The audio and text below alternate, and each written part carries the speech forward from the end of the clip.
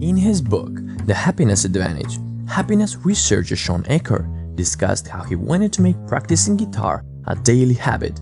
However, he encountered a problem that plagues everyone. He couldn't motivate himself to do it. No matter how much he tried, his guitar remained in the case. Aker's problem is a common one. If you want to change a habit in the long term, in the beginning, you have to rely on willpower. But willpower is a finite resource and can't be relied on. In other words, the more decisions you make on a daily basis, the more likely you are to experience what psychologists call decision fatigue. Once you experience decision fatigue, improving habits, especially at the end of a stressful day, becomes less of a priority.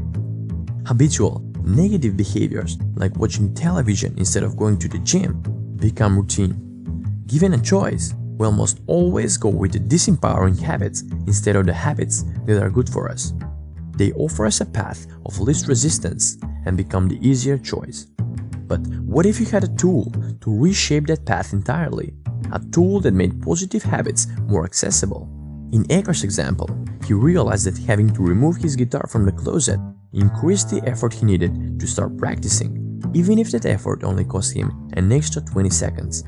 Those 20 seconds meant the difference between doing his habit and not. He came to a resolution. Put his guitar in the center of his apartment. The results? He practiced guitar for 21 days straight without exception. Aker called this the 20-second rule. He says, lowering the barrier by just 20 seconds was all it took to help me form a new habit. The 20-second rule not only can be used to build new empowering habits, but it can be used to ease the transition between negative and positive ones as well. Aker's next experiment was to replace watching television when he returned home from work with reading and writing his book. This time, he took the batteries out of the remote and moved them, you guessed it, 20 seconds away. Here are his findings. The next few nights, when I got home from work, I plopped down on the couch and pressed the on button on the remote, usually repeatedly, forgetting that I had moved the batteries. Then frustrated, I thought to myself, I hate that I do these experiments.